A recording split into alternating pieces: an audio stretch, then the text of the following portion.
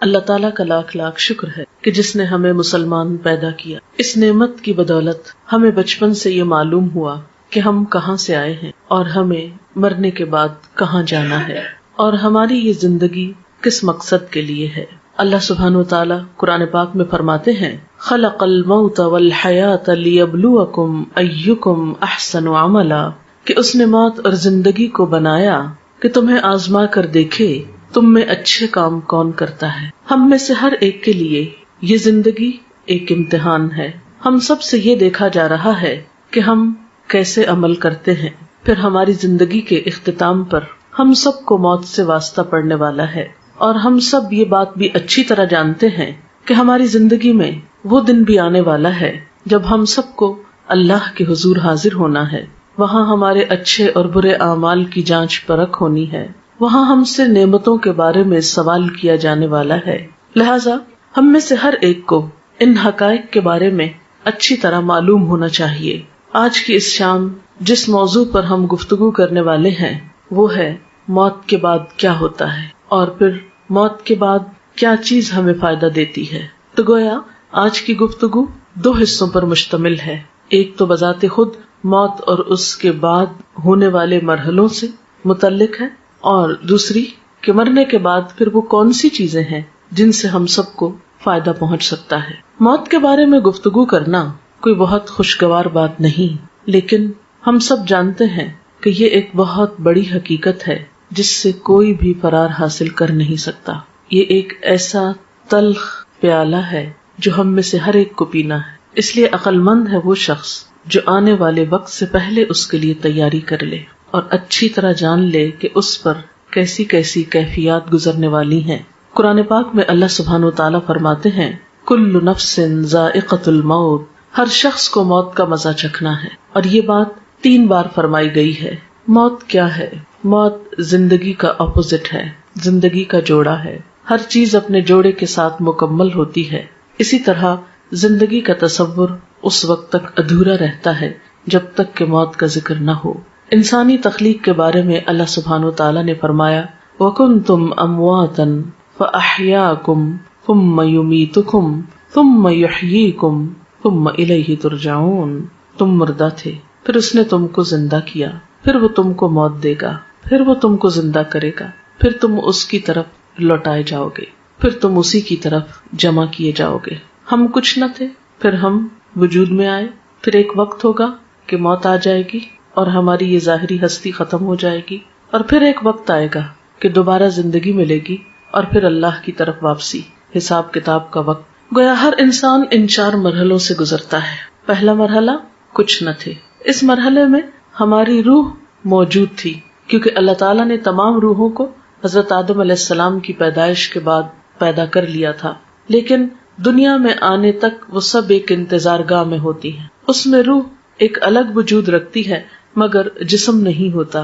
یہ کیفیت بھی موت سے ملتی جلتی ہے جب روح تنہا ہوتی ہے. پھر زندگی جب ملتی ہے تو روح کو جسم مل جاتا ہے. پھر جب موت آتی ہے تو روح جسم سے جدا کر دی جاتی ہے. پھر جب دوبارہ زندگی ملے گی تو جسم اور روح پھر آپس میں مل جائیں گے. تو گویا دوسرے لفظوں میں موت نام ہے جسم اور روح کی جدائی کا، اور زندگی نام ہے دونوں کے ملاپ کا.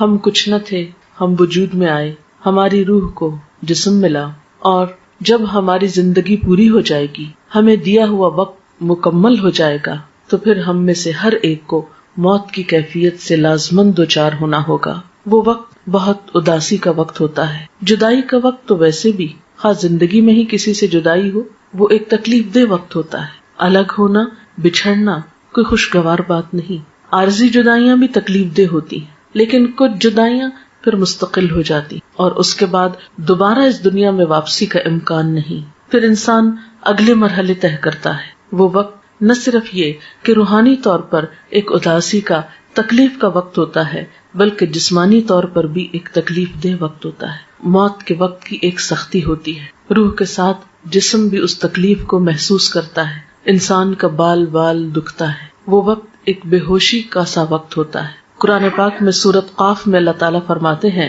وَجَاءَتْ سَكْرَةُ الْمَوْتِ بِالْحَقِّ، اور موت کی بے ہوشی یا موت کی سختی حق لے کر آ پہنچی. یعنی موت کے وقت ایک بے ہوشی کی سی کیفیت اور ایک تکلیف کی سی کیفیت ہوتی ہے. اسی لیے حضور صلی اللہ علیہ وسلم نے ایک دعا سکھائی، اللہم اعنی علی سکرات الموت وغمرات الموت. اے اللہ تو میری مدد فرما موت کی بے ہوشیوں پر اور موت کے وقت جو تکلیف ہے اس پر. اللہ سبحانہ و تعالیٰ یہ بھی فرماتے ہیں، کلا اذا بلغت التراقی وقیل من راق وظن انہ الفراق والتفت الساق بالساق الی ربک یومئذ المساق. سورۃ القیامہ کی ان آیات میں بتایا گیا کہ جب جان حلق تک پہنچ جاتی ہے تو کہا جاتا ہے کہ ہے کوئی جھاڑ پھونک کرنے والا. آدمی یہ سمجھتا ہے کہ اب دنیا سے جدائی کا وقت آ گیا. اس وقت پنڈلی کے ساتھ پنڈلی مل جاتی ہے، یعنی انسان کی انتہائی بے بسی کی کیفیت ہوتی ہے. نہ کوئی علاج کام آتا ہے، نہ کوئی دم درود کام آتا ہے، اور انسان اپنی روح کو خیر بات کہہ دیتا ہے. حضرت جابر رضی اللہ تعالی عنہ کہتے ہیں، رسول اللہ صلی اللہ علیہ وسلم نے فرمایا، موت کی تمنا نہ کرو، لا تمنوا الموت. جان کنی کی تکلیف بڑی شدید ہے، اور یہ نیک بختی کی علامت ہے کہ اللہ کسی بندے کی عمر لمبی کر دے اور اسے توبہ کی توفیق عطا فرما دے. موت کے بعد جسم ہوتے وہ قبر میں ہوتی ہے، اور روح جو ہوتی علیین سجین میں ہوتی ہے. نیک لوگوں کی روح علیین میں ہوتی ہے جو بلند جگہ ہے، اور بدترین لوگوں کی روح سجین میں ہوتی ہے جو قید خانہ ہے، اور وہاں ان کے ساتھ جو بھی معاملہ ہوتا ہے جزا یا سزا کا. لیکن قبر کے اندر یا جسم جہاں پر بھی ہو ایک لنک اس کا برابر رہتا ہے جس سے جسم بھی تکلیف محسوس کرتا رہتا ہے، خواہ وہ ایک گھڑے کے اندر ہو یا پھیلا ہوا ہو. یہ بالکل ایسے ہی ہے جیسے کروڑوں میل دور سورج ہونے کے باوجود اس کی کرن ہمارے جسم پہ پہنچتی ہے تو ایک کنیکشن ہو جاتا ہے، اور ایک جیسے شعاع آپ کی آنکھ میں اگر ریفلیکٹ ہو کے بھی آتی ہے تو ایک پیئرسنگ افیکٹ ہوتا ہے اس کا.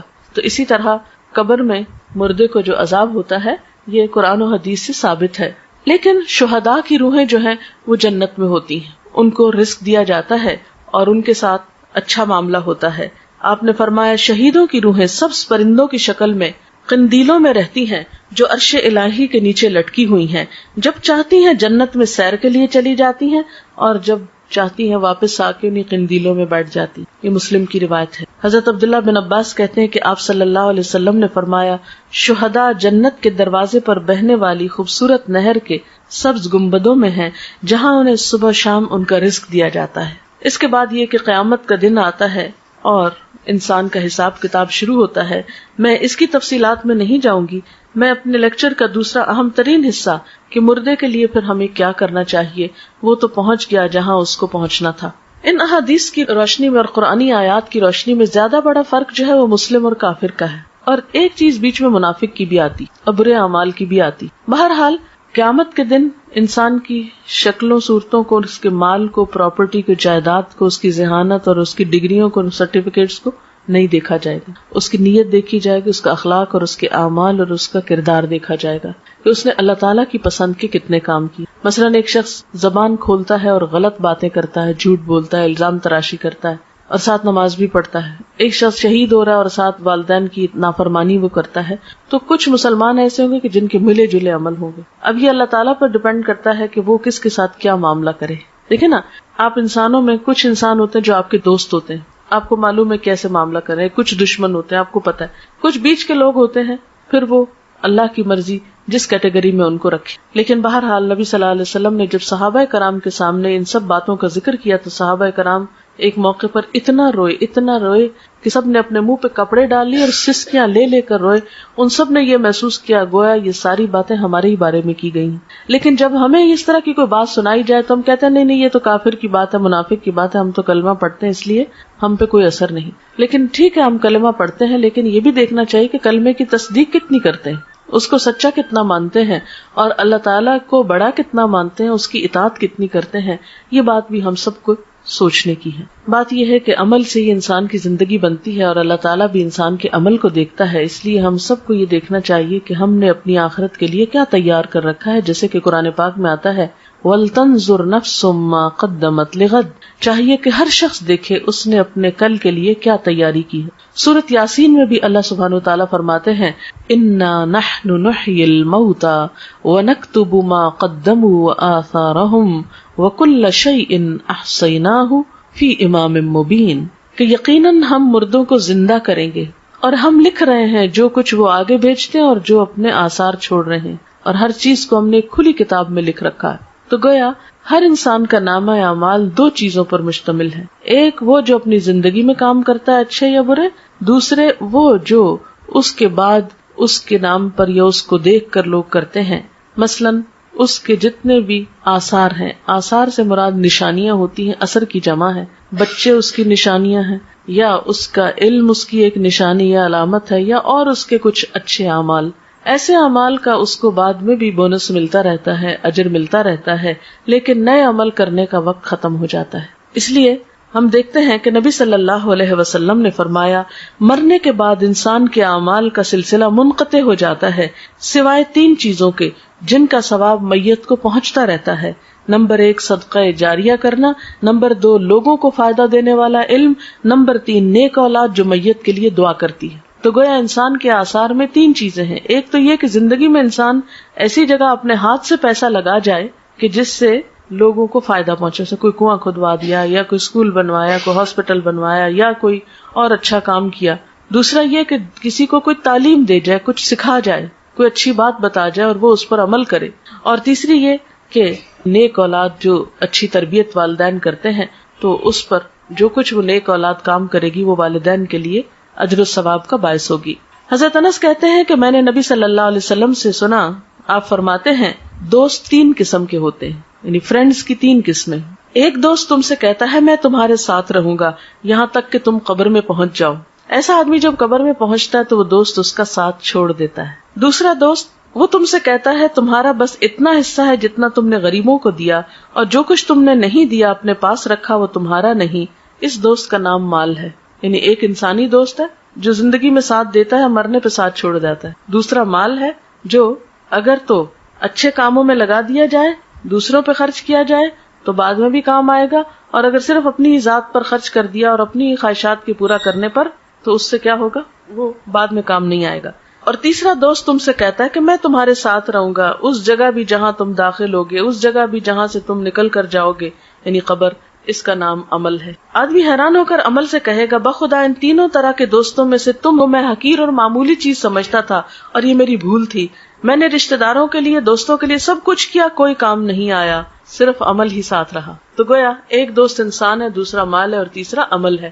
انسان انسانی دوستوں کو بہت اہمیت دیتا ہے، مال کو بھی بہت چاہتا ہے، لیکن کام کرنا پسند نہیں کرتا جبکہ ساتھ اسی کو دینا ہے. حضرت ابو ہریرہ سے روایت ہے نبی صلی اللہ علیہ وسلم نے فرمایا بے شک مومن کے ان کاموں اور نیکیوں میں سے جن کا ثواب اسے مرنے کے بعد بھی پہنچتا رہے گا یہ چیزیں ہیں. یعنی اپنی زندگی میں انسان ایسے کام کر جائے جس کا اجر و ثواب اس کو مرنے کے بعد ملے. تو آپ صلی اللہ علیہ وسلم نے اب وہ کام بتائے. اب یہ حدیث ہم سب کے لیے کہ وہ کون سے کام ہے جو آج ہم کریں تو ہمیں قبر میں بھی اس کا پروفٹ ملتا رہے گا، اس کا فائدہ ملتا رہے گا، کیونکہ عمل ہی ساتھ جائے گا نا. وہ کون سے ہیں؟ نمبر 1 وہ علم جس کو اس نے سیکھ کر پھیلایا، یعنی خود بھی سیکھا اور دوسروں کو بھی سکھایا یا پھیلایا. نمبر 2 نیک اولاد جو اپنے بعد چھوڑ گیا، کیونکہ وہ بھی جو کچھ کرے گی انسان کی کوشش ہوتی ہے نا اس میں شامل، کیونکہ اولاد کو سکھاتا ہے انسان طالب علموں کی طرح تربیت کرتا ہے، تو جو وہ کرے گی وہ بھی ثواب ملے گا اس. نمبر 3 قرآن مجید جس کا وہ دوسرے کو وارث بنا گیا، یعنی اس کے اپنا تھا جس سے پڑھتا تھا کرتا تھا، پھر وہ کسی کو دے گیا اور کوئی اور اس کو پڑھ رہا ہے. نمبر 4 مسجد جو وہ تعمیر کر گیا. نمبر 5 مسافروں کے ٹھہرنے کے لیے گھر بنا گیا، یہ کوئی ہاسٹل بھی ہو سکتا ہے، کوئی مسافر خانہ، سرائے، کچھ بھی ہو سکتا ہے. نمبر 6 نہر جاری کر گیا، یعنی پانی کا انتظام کر گیا. نمبر 7 صدقہ خیرات جو وہ اپنے مال میں سے اپنی تندرستی اور زندگی کی حالت میں نکال کے گیا، یعنی کہ مرتے وقت کہ یہ فلاں کو دے دو فلاں کو، وہ تو پھر ہو گیا اوروں کا. ان چیزوں کا اس کو مرنے کے بعد بھی ثواب پہنچتا رہے گا. یعنی یہ وہ اعمال ہے کہ جو مرنے کے بعد بھی انسان کے کام آتے ہیں. حضرت ابو ہریرہ سے روایت ہے سعد بن عبادہ کی والدہ فوت ہو گئی تو سعد نے کہا اے اللہ کے رسول صلی اللہ علیہ وسلم میری ماں فوت ہو گئی ہے، کیا میں اس کی طرف سے خیرات کر سکتا ہوں؟ آپ نے فرمایا ہاں. عرض کی کون سی خیرات بہتر رہے گی؟ فرمایا پانی پینے کا انتظام، یعنی دوسروں کو پانی پلانے کا انتظام کرو. تو مرنے والے کے لیے یہ نیکی بھی باعث ثواب ہے، خواہ انسان اپنی زندگی میں خود کر جائے یا اس کے بعد اس کی اولاد کرے یا وارث کرے. پھر علم کے بارے میں آپ صلی اللہ علیہ وسلم نے فرمایا بے علموں کو علم سکھانا صدقہ ہے. حصول علم کے راستے پہ چلنے والے کے لیے اللہ تعالیٰ جنت کا راستہ آسان کر دیتے ہیں. یعنی علم جو ہے انسان کے لیے بہترین صدقہ جاریہ ہے. انسان اگر سیکھتا ہے، سکھاتا ہے، کوئی کتاب لکھتا ہے، کوئی مضمون لکھتا ہے، کوئی کسی کو تعلیم دیتا ہے، کسی طالب علم کی فیس دیتا ہے، کوئی اسکول بنوا دیتا ہے، کوئی مدرسہ بنواتا ہے، کچھ بھی جو علم کی ایکٹیویٹی یا ترقی کے لیے، اور آج کا دور جیسے کمپیوٹر انٹرنیٹ کا دور ہے یا اور وسائل، تو کوئی بھی ایسا آلہ یا چیز خریدنا یا تیار کرنا یا ایجاد کرنا، وہ سب اس میں شامل ہے جس سے خیر کی بات عام ہو سکے. پھر نیک اولاد، یعنی انسان کی زندگی میں بہت چانس ہے کہ اپنے بچوں کی، اور خصوصاً آپ مائیں ہیں جن کے پاس بچوں کو وقت زیادہ ملتا ہے رہنے کا، ان کی اچھی تربیت کرے. آپ نے فرمایا سب سے پاکیزہ کھانا جو تم کھاتے ہو اپنے ہاتھ کی کمائی سے ہے، اور تمہاری اولاد بھی تمہاری کمائی میں شامل ہے. یعنی گویا اولاد کو قرآن و سنت کا علم دینا، اچھی تمیز، اخلاق، ادب سکھانا جو ہے اجر و ثواب کا باعث ہے. ایک اور چیز جو میت کو فائدہ دیتی ہے وہ دعا ہے. ایک مسلمان جب اپنے بھائی کی عدم موجودگی میں دعا کرتا ہے تو وہ قبول ہوتی ہے، اور اس آدمی کے پاس ایک نگران فرشتہ ہوتا ہے جو کہتا ہے کہ جو دعا تم اپنے بھائی کے لیے کر رہے ہو وہی تم کو بھی ملے. پھر اسی طرح ایک حدیث میں آتا ہے کہ قبر میں میت کی مثال ڈوبنے والے اور فریاد کرنے والے کی طرح ہوتی ہے، جو اپنے ماں باپ یا بہن بھائی یا کسی دوست کی دعا کا منتظر رہتا ہے، اور جب وہ اسے پہنچتی ہے تو دنیا کی ہر چیز سے زیادہ پیاری اس کو وہ دعا ہوتی ہے جو دوستوں کی طرف سے اس کو ملتی ہے یا اولاد کی طرف سے. آپ صلی اللہ علیہ وسلم نے فرمایا بے شک اللہ تعالیٰ اہل دنیا کی دعا سے اہل قبور کو پہاڑوں کے برابر اجر عطا کرتا ہے. یعنی ہماری دعائیں مردوں کے حق میں کیسے ثابت ہوتی ہیں؟ جیسے پہاڑ جتنا تحفہ، جو معمولی چیز نہیں ہے کسی مرنے والے کے لیے دعا کرنا. مردوں کے لیے زندوں کی طرف سے بہترین تحفہ ان کے لیے استغفار کرنا، یعنی ان کی بخشش کی دعا کرنا. اور وہ دعا کیا ہے؟ اللہم اغفر لہ وارحمہ وعافہ واعف عنہ واکرم نزلہ ووسع مدخلہ واغسلہ بالماء والثلج والبرد ونقہ من الخطایا کما ينقى الثوب الابيض من الدنس اللهم ابدله دارا خيرا من داره واهلا خيرا من اهله وزوجا خيرا من زوجه اللهم ادخله الجنة واعذه من عذاب القبر ومن عذاب النار. تو یہ مسنون دعا ہے جو آپ صلی اللہ علیہ وسلم مردے کے لیے پڑھتے تھے. ہم سب کو بھی اپنے والدین کے لیے اور دیگر رشتہ داروں کے لیے یا دوستوں کے لیے جو دنیا سے چلے جائیں یہی دعا کرنی چاہیے. ہم سب کے پاس جو وقت ہے، صحت ہے، جوانی ہے، یہ ساری نعمتیں ایسی ہیں کہ جن کے بارے میں ہم سے سوال کیا جائے گا، حساب ہوگا.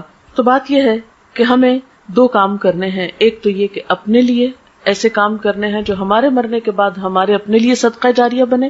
دوسرے وہ کام ہیں جو ہمیں اپنے عزیز دوستوں، رشتہ داروں، والدین اور دیگر اقرباء کے لیے کرنے ہیں اگر وہ دنیا سے چلے جائیں، کیونکہ وہ اب اپنے لیے خود کچھ نہیں کر سکتے، وہ اب آپ کی دعاؤں کے محتاج ہو گئے. تو سب سے پہلی بہترین چیز جو کرنی ہے آپ کو وہ دعا کرنی. نمبر 2 یہ کہ ان کے لیے صدقہ خیرات کرنا ہے، اور خاص طور پر اگر وہ کوئی قرضہ چھوڑ گئے تو پہلے اس کو ادا کریں، ان کی وراثت تقسیم کرنے میں مدد کریں اہل خاندان کی. تیسری چیز، اگر ان کے روزے چھوٹ گئے ہیں تو اس کو ادا کریں، چاہے خود رکھیں یا اس کا کفارہ دیں. اور چوتھی چیز یہ کہ ان کے لیے صدقہ خیرات کا اہتمام، جیسے کنویں کھدوانے کی شکل میں یا پانی پلانے کی شکل میں یا اور کسی بھی طریقے سے.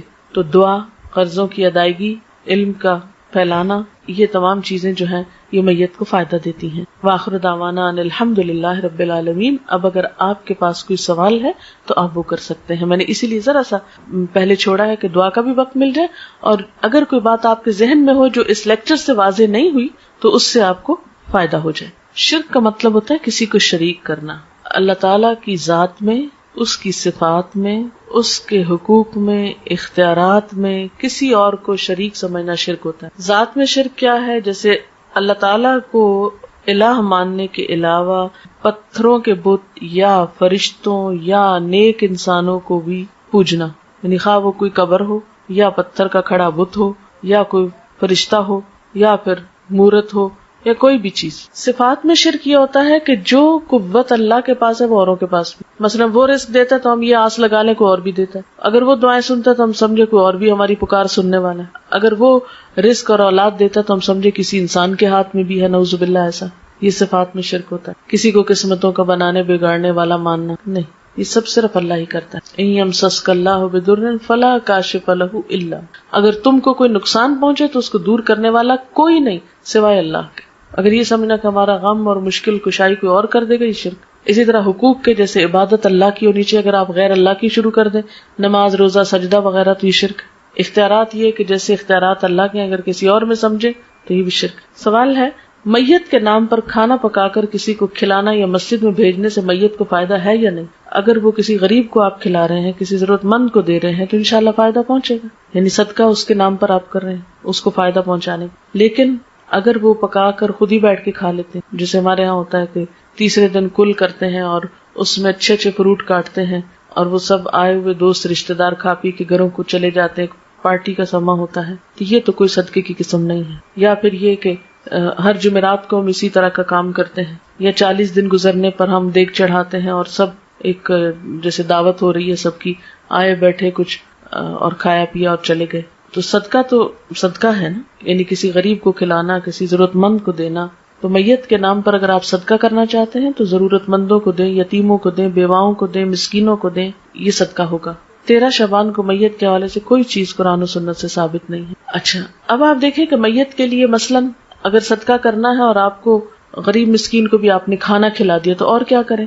کسی کو پڑھا دیں، کسی بچے کی فیس دے دیں، اور نیت یہ کر لیں کہ اس کا ثواب میت کو پہنچے۔ کوئی اسکول بنوا، آپ دیکھیں ہمارے اسکولوں میں لائٹ نہیں ہوتی، بیٹھنے کو کرسیاں نہیں ہیں بچوں پہ، اور اسی طرح عمارت نہیں ہے سر پہ۔ پاکستان میں کتنے اسکول ایسے ہیں جن کی چھتیں ہی نہیں ہیں، اوپن میں اسکول ہو رہے ہیں۔ تو یہ علم جو ہے یہ فرض ہے مسلمانوں پر حاصل کرنا، طلب العلم فریضۃ علی کل مسلم۔ اس فرض کی ادائیگی میں اگر آپ کوئی بھی چیز میت کے لیے کرتے ہیں تو اس کا بھی فائدہ ہے۔ اور ابھی تو مردے کی حالت میں نے بتائی ہے کہ یا تو نیک ہوگا اور یا بد ہوگا۔ تو اب اگر ایک شخص سزا میں مبتلا ہے وہاں، تو آپ کا کیا خیال ہے وہ عید کر رہا ہوگا؟ یہ تو عقل کو بھی نہیں لگتی نا بات کہ مردہ عید کرے۔ مردوں کی کیا عید؟ نصف شعبان کی کیا کوئی دعا ہے؟ یہ دعا کی کوئی فضیلت ہے؟ دیکھیں کہ آپ صلی اللہ علیہ وسلم سے کوئی ایسی دعا تو ہمیں نہیں پتہ چلتی قرآن و سنت میں کہ جو آپ نے 15 شعبان کو خاص طور پہ مانگی۔ دیکھیے کہ اسلام میں عبادت کا جو تصور ہے وہ یہ ہے کہ بندہ ہر لمحہ اپنے رب کو یاد کرے، یہ ہے عبادت کی روح۔ یہ نہیں کہ آپ سال بھر بھولے رہیں اور ایک دن بس جلدی سے جا کے ہاتھ لگائیں، یاد کر لیں، پھر آ کے واپس بھول جائیں۔ کرسچنس کے اندر تو یہ ہے کہ سنڈے کے سنڈے آپ جا کے خدا کو یاد کر لیں اور باقی دن جو ہے وہ اپنی مرضی کے گزارے۔ اسلام میں کیا ہے؟ فاذکرونی اذکرکم، مجھے یاد کرو میں تم کو یاد کروں گا۔ نبی صلی اللہ علیہ وسلم کا طریقہ کیا ہوتا تھا؟ کان یذکر اللہ فی کل احیان، آپ اللہ کو ہر لمحہ یاد کیا کرتے تھے۔ الذین یذکرون اللہ قیاما وقعودا وعلی جنوبہم، وہ لوگ جو اللہ کا ذکر کرتے رہتے ہیں کھڑے اور بیٹھے اور لیٹے۔ یہ ہے عبادت کا تصور۔ جیسے نمازیں، دن میں 5 نمازیں فرض ہیں، اس کی پابندی لازم ہے، اس کو نہ پڑھنے پہ سخت پکڑ ہے۔ قیامت کے دن پہلا سوال نماز کے بارے میں ہوگا۔ پھر اس کے بعد سال میں روزے فرض ہیں، وہ اگر رمضان کے بغیر آپ رکھیں گے تو اس کو کوئی فائدہ نہیں، وہ نفل شمار ہوگی۔ ایک روزہ رمضان کا بغیر کسی وجہ کے چھوڑ دینا، اس کے بدلے میں زندگی بھر روزے رکھے تو وہ اجر نہیں ملتا۔ یعنی پوری زندگی آپ روزے رکھے نا اور ایک چھوڑ دیں رمضان کا روزہ تو وہ برابر نہیں ہو سکتا اجر۔ پھر حج فرض ہے صاحب استطاعت لوگوں پر، اور حج کے لیے دن مقرر ہے، مہینہ مقرر ہے، وقت اور جگہ مقرر ہے۔ اگر اس پہ آپ نہیں پہنچے تو آپ کا حج نہیں ہوا۔ عیدوں کا دن مقرر ہے، زکوٰۃ کے لیے کہ جب آپ کا سال پورا ہو، سال میں کسی بھی وقت جب آپ کا ٹائم پورا آپ دے دیں۔ یہ تو ہے مقرر دن، مقرر وقت، مقرر جگہ، مقرر طریقے۔ باقی کیا ہے؟ ہر وقت اللہ کو یاد کرو، ذکر کرو، توبہ استغفار کرو، تسبیح کرو، صدقہ خیرات کرو، کچھ بھی کرو۔ لیکن ہم نے کیا کیا ہے کہ کچھ مخصوص دنوں کو بس خاص کر لیا عبادت کے لیے اور باقی زندگی اپنی مرضی کے لیے۔ یہ طریقہ کار درست نہیں ہے۔ اس میں پھر خاص طور پر جو چیزیں بہت زیادہ زور پکڑ رہی ہیں وہ رجب کی 27 تاریخ کو عبادت کر لینا یا 15 شعبان کو کر لینا، حالانکہ حضور صلی اللہ علیہ وسلم شعبان میں اتنی کثرت سے روزے رکھتے تھے کہ اور کسی مہینے میں رمضان کے علاوہ نہیں۔ آپ کہتے تھے کہ اس مہینے میں اعمال اللہ کے حضور پیش کیے جاتے ہیں کہ میرا جی چاہتا ہے کہ جب میرے عمل اللہ کے حضور پیش کیے جائیں تو میں روزے سے ہوں، یعنی اتنا اجر و ثواب ہے اس مہینے میں روزے رکھنے۔ لیکن ہم لوگوں نے باقی تو نفلی روزے بھول کے صرف ایک 15 کا روزہ رکھ لیتے ہیں، حالانکہ آپ نے صرف ایک دن مخصوص نہیں کیا اس کے لیے۔ ہاں 15 کے بعد روزے رکھنے سے منع کیا ہم کو تاکہ اگلے رمضان کے اوپر اثر نہ پڑے۔ باقی اس مہینے میں صدقہ خیرات کریں، ذکر اذکار کریں، نمازیں پڑھیں، جو بھی کریں اچھے کام وہ آپ کو فائدہ دیں گے۔ لیکن صرف مخصوص اوقات میں مخصوص طریقے کی مخصوص نماز پڑھ کے فارغ ہو جانا اور پھر فرائض کی بھی پابندی نہ کرنا، یہ بات درست نہیں۔ عورتوں کے قبرستان جانے کے بارے میں یہ کہ پسندیدہ نہیں ہے، کبھی ایک آدھ بار چلا جائے انسان عبرت کے لیے تو اور بات ہے، جیسے حضرت عائشہ سے روایت ہے ایک دفعہ وہ گئی تھی اپنے بھائی کی قبر پر، یا یہ کہ آپ لوگ کہیں بازار سے گزر رہے ہوتے ہیں تو راستے میں قبرستان ہے اور گاڑی گزر رہی تو آپ بھی دعا پڑھ دیں۔ لیکن اسپیشلی قبرستان کے اندر جا کے کسی قبر کے پاس بیٹھ رہنا اور عورتوں کا کثرت سے جانا، اس کو ناپسند کیا گیا ہے۔ کوئی شخص مر گیا، اس کے نام پر کھانا پکانا اور فاتحہ پڑھنا کیا درست ہے؟ میں نے بتایا نا ابھی کہ اس کی طرف سے صدقہ کرنے کے لیے آپ کسی غریب کو دے دیجئے اور کسی ضرورت مند کو کھلائیے.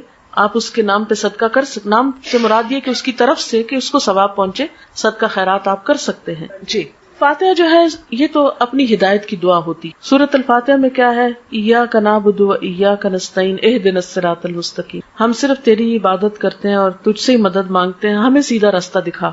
تو مردے کو تو ہدایت کی دعا نہیں چاہیے، مردہ تو مر گیا، اس کو تو اب بخشش کی دعا چاہیے. اس لیے اس موقع پر کچھ مخصوص ذکر آپ صلی اللہ علیہ وسلم نے ہمیں نہیں سکھایا. بس نیت کریں، خواہ گھر میں نہیں بھی پکائیں. دیکھیں کتنے لوگ ہیں جو گھر میں کھانا پکا سکتے ہیں. کئی لوگ جو ہیں وہ ان میں ہمت نہیں، کوئی بیمار ہے، کوئی مصروف ہے، کوئی کسی کے پاس اتنی وسعت نہیں.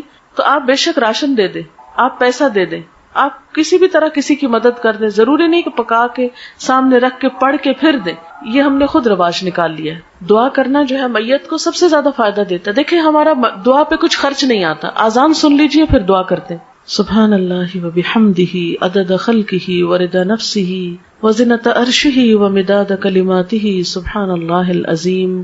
اللہم صلی علی محمد وعلی آل محمد کما صلیت علی ابراہیم وعلی آل ابراہیم انک حمید مجید. اللہم بارک علی محمد وعلی آل محمد کما بارکت علی ابراہیم وعلی آل ابراہیم انک حمید مجید. ربنا آتنا فی الدنیا حسنۃ وفی الآخرۃ حسنۃ وقنا عذاب النار.